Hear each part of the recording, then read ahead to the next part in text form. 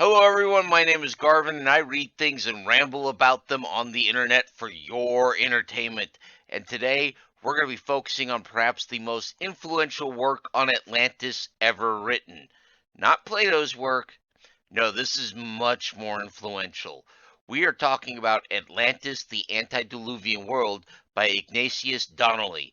Now, fair warning, because I am something of a lazy goof, I will likely be referring to this man as Mr. Donnelly or Iggy, so brace yourself there. We're going to be discussing who Mr. Donnelly is, why this book was important, its effects, and of course, what's in the book.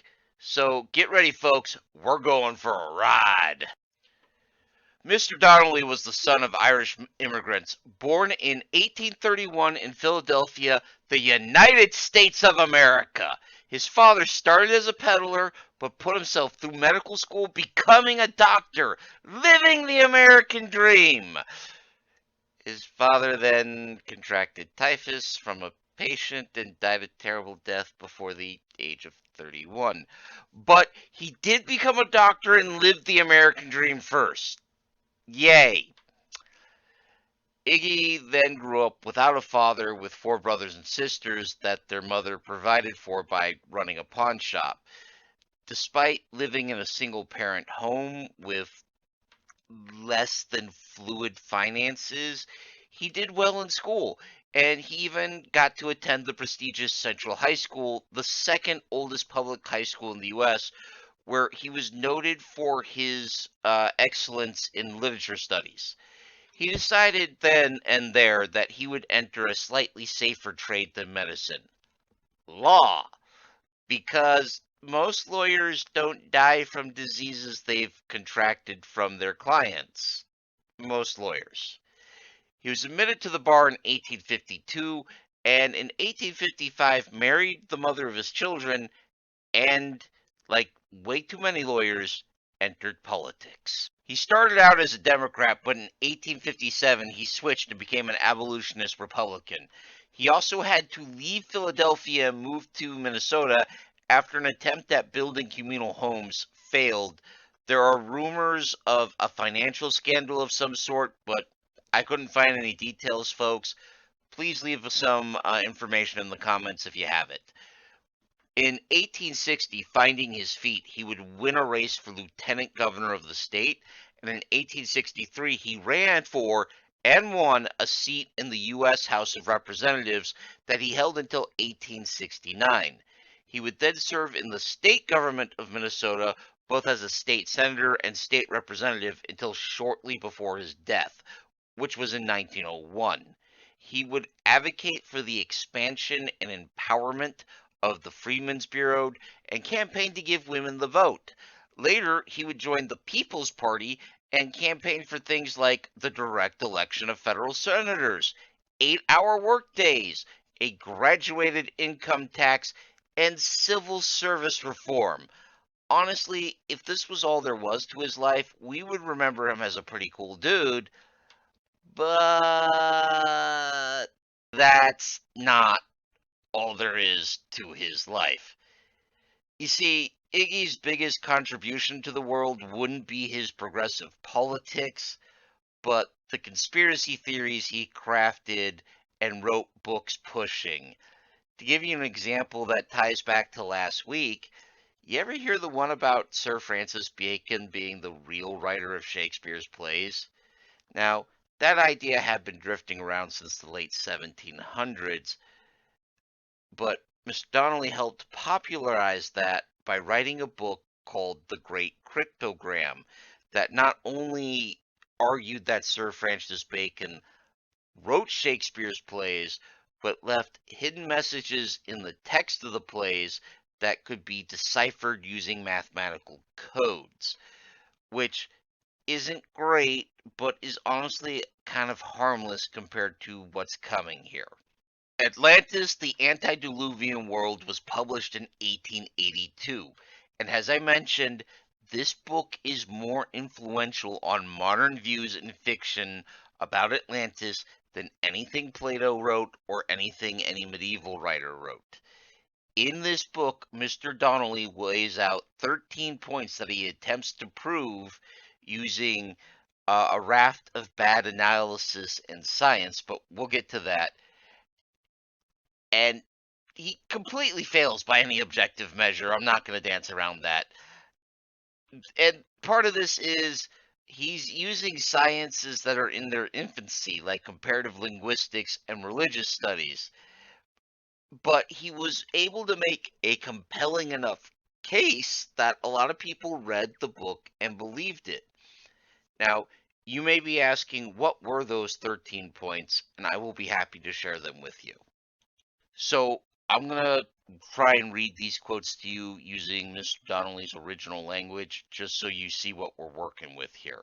So, starting with point 1, there once existed in the Atlantic Ocean, opposite the Mediterranean Sea, a large island which was the remnant of an Atlantic continent, known to the ancients as Atlantis. Point 2, that the description of this island given by Plato is not a fable, which has been long supposed, but veritable history. Point 3, that Atlantis was the region where man first rose from a state of barbarism to civilization. Point 4, that it became, in the course of ages, a populous and mighty nation, from whose immigrants the shores of the Gulf of Mexico, the Mississippi River, the Amazon River, the Pacific coast of South America, the Mediterranean, the west coast of Europe and Africa, the Baltic, the Black Sea, and the Caspian were populated by civilized nations. Point 5, that it was the true antediluvian world, the Garden of Eden, the Elysian fields, the Olympus, the Asgard of the traditions of the ancient nations, that it represented a universal memory of a great land where early mankind dwelt for ages in peace and happiness. Point 6, that the gods and goddesses of the ancient Greeks, Phoenician, Hindus, and the Scandinavians were simply the kings, queens, and heroes of Atlantis, and the acts attributed to them in mythology are a confused recollection of real historical events. Point 7, that the mythology of Egypt and Peru represent the original religion of Atlantis, which was sun worship. Point 8, that the oldest colony formed by Atlantis was probably Egypt, whose civilization was a reproduction of that Atlantic island. Point 9, that the implements of the Bronze Age of Europe were derived from Atlantis, and the Atlanteans were also the first manufacturers of iron. Point 10, that the Phoenician alphabet, parent of all the European alphabets, was derived from the alphabet of Atlantis, which was also conveyed by them from Atlantis to the Mayans of Central America. Point 11, that Atlantis was the original seat of the Aryan or Indo-European family of nations, as well as of the Semitic peoples and possibly the Turanian races. Point 12, that Atlantis perished in a terrible convulsion of nature, in which the whole island sunk into the ocean with nearly all of its inhabitants. Finally, point 13, that a few persons escaped in ships and on rafts, and carried to the nations east and west the tidings of that appalling catastrophe, which has survived to our own time in the flood and deluge legends of different nations of the old and new worlds.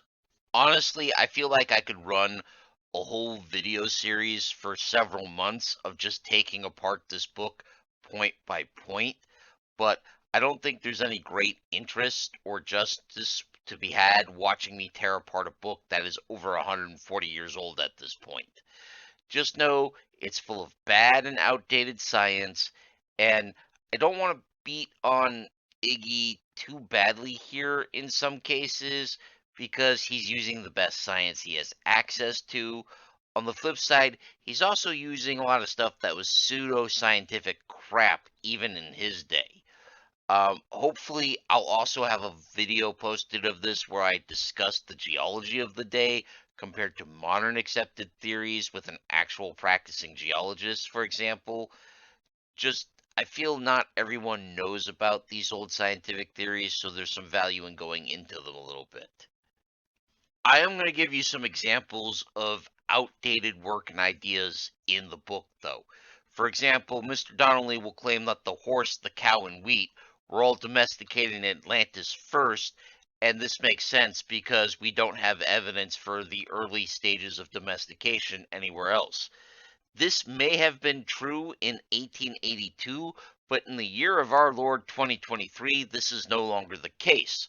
Through the science of genetics and advancements in archaeology, which, to be fair, was also in an infant state in Mr. Donnelly's time, we know differently. For example, the horse domesticated in Central Asia and from a single domesticated herd spread out. In fact, before horses were domesticated, there were cities in Central Asia, large cities by the standard of the time, and they all disappear when horses become common. That's incredible. Cattle, on the flip side, we have actually two or even three domestication events, one in the Fertile Crescent, another in India, surprising no one, and possibly one in Egypt. Wheat was domesticated in a wide region ranging from Anatolia, modern day Turkey, to the Levant, possibly out to the Fertile Crescent again. In fact, we're still learning about the saga of wheat domestication, has recent discoveries in Anatolia from sites like Göbekli Tepe are revealing all sorts of new things and pushing back the dates even further than we can imagine. I'll have to see if I can link some videos and other sources in the description below, because in my view, what actually happened is exciting as hell, and this is the result of real science being done here. Another example is Mr. Donnelly declaring that all bronze tools and weapons must have come from Atlantis because no one could find where the tin to make bronze had been mined from. True or not, in his time, because again of advancements in archaeology, we know that the Bronze Age world was vaster and more interconnected than previously thought. As I mentioned in my first video on Greek colonization, there was a trade network spanning from the British Isles to Afghanistan in the Indus River Valley, from Scandinavia to down at least to the Sahara. We found mines in the British Islands that date to the very dawn of the Copper Age, if not earlier.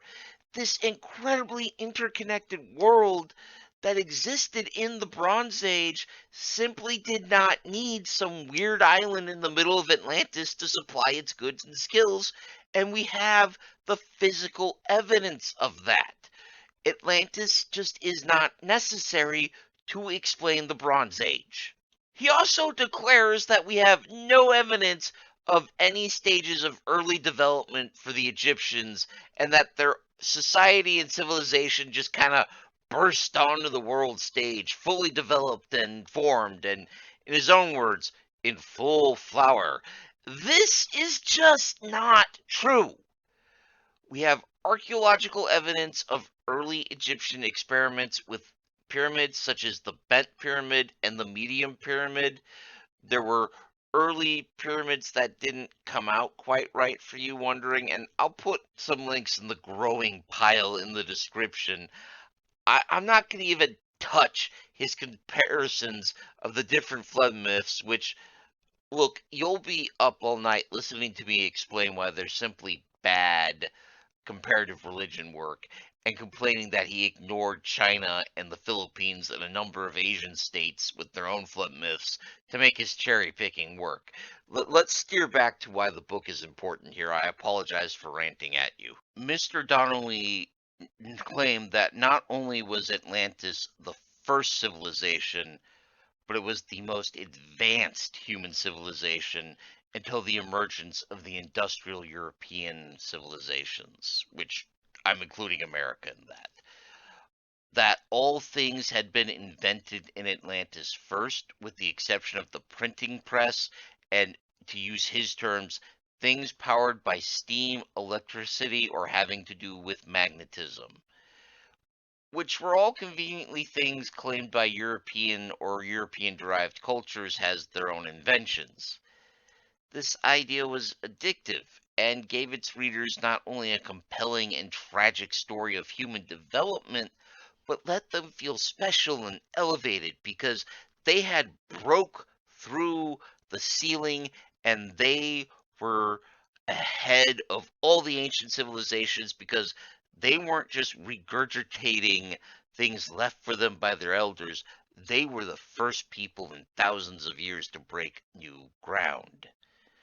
On the dark side, this also gave them the ability to dismiss the very real accomplishments of Native Americans, like the Mississippi Mound Builders, who were reduced to an Atlantean colony rather than a thriving native civilization cut down by imported plagues. The Mayans were simply a rundown offshoot of Atlantean glory by this thought. He would also claim this is why sub Saharan Africans never developed their own great civilizations, which I'm sorry, I'm going to rant again. I'm sorry.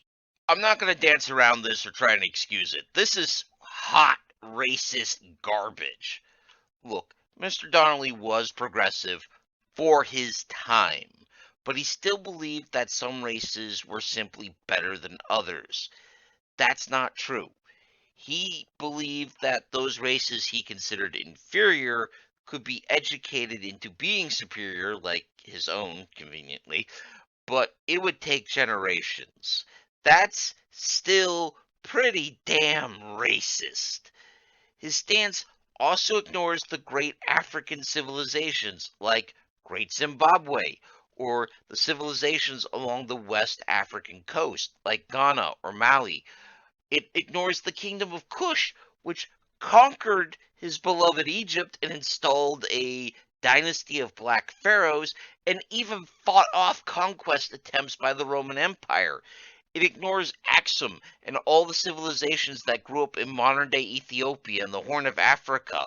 The blunt truth here is that sub Saharan Africans didn't need Europeans to come over and teach them how to be civilized.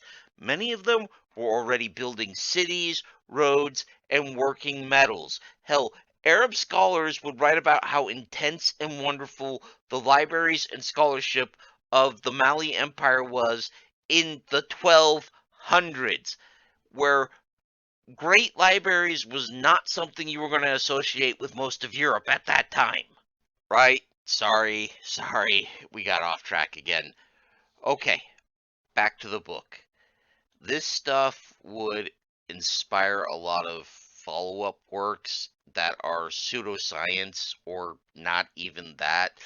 A lot of the inspired works would veer into just pure mysticism or racial conspiracy theories, and this would lead to some really dark places in the 20th century. Not that Mr. Donnelly intended any of this or knew that, and I'm not suggesting we blame him for things other people did. That said, reading his book, it's very clear that he comes up with his conclusion first and works his way backwards. You can, if you sit there and read carefully, you can see him contorting the evidence and twisting it to fit what he wants it to say instead of accepting what the evidence actually leads to.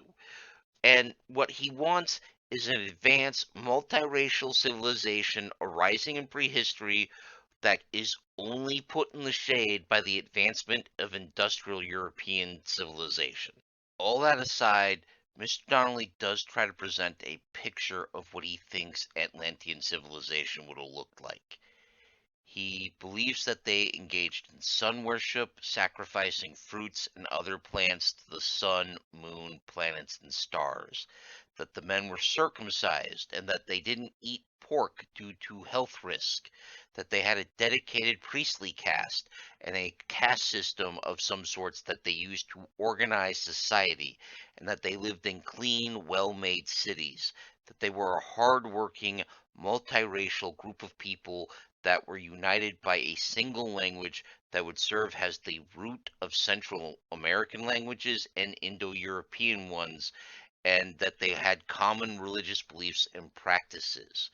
He says that he believes that the original Atlantis was inhabited by groups of people, to use his terminology, who were red, white, and yellow, and that modern day Europeans, North Africans, and Americans were all descendants of these groups, in many cases the result of interracial mixing, because he advocates that there is not a pure racial strain of any of those three groups in the modern world, which is an interesting concept in of itself. He also believes that their society was destroyed in a sudden, wrenching cataclysm that sank an entire continent and left only scattered memories to their colonies around the world. It's a powerful, memorable story, but it's also one with absolutely no evidence. As I mentioned, Mr. Donnelly would die in 1901, leaving behind three children from his first wife who died before him. In a lot of ways, I think that's a mercy because, well, I'll talk about the darkness the 20th century will bring later.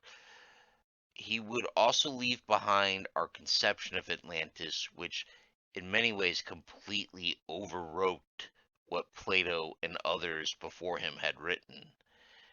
This book, The Antediluvian World, this is what inspires Namor's Atlantis, Aquaman, Disney's Atlantis. This would inspire Robert E. Howard and Burroughs and legions of other fiction writers.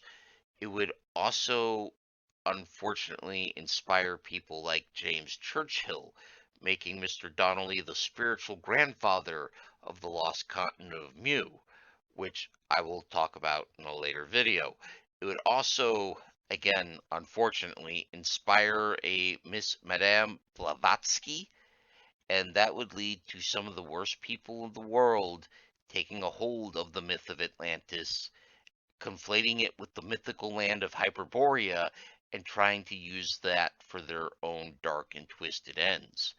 But before I go swimming in some of the vilest ideology humanity has ever produced, I'm going to take some time and I'm going to look at some fiction. Well, folks, this was one of my longer videos, and I apologize if I veered a little too close to preaching a sermon at you. That said, I hope you found this video informative, or at least entertaining. If so, please leave a like, a comment, or even subscribe. All of those really help me in my struggle against the dread Lord algorithm. Terror be on his name. And please feel free to leave constructive criticism. If you feel like there's something I could have done better, please feel free to let me know in the comments. If you'd like to further support this channel, consider joining my ranks of Everwise patrons whose votes decide content such as this video. For example, if you'd like to know more about Lemuria or Hyperborea or Mu, there's a poll up on the patron page right now about that, where my voting patrons are deciding how much you're going to hear about that. There's also patron-only content. For example, a video of me discussing my many, many feelings about Plato's Republic, and a discussion I had with some friends about Call of Atlantis, a Robert E. Howard character. Now, next week, we're going to look at a fiction fantasy, The Lost Continent by Charles Hine, and I hope you all join me for that. Until then, take care of yourselves, take care of each other, and of course, keep reading.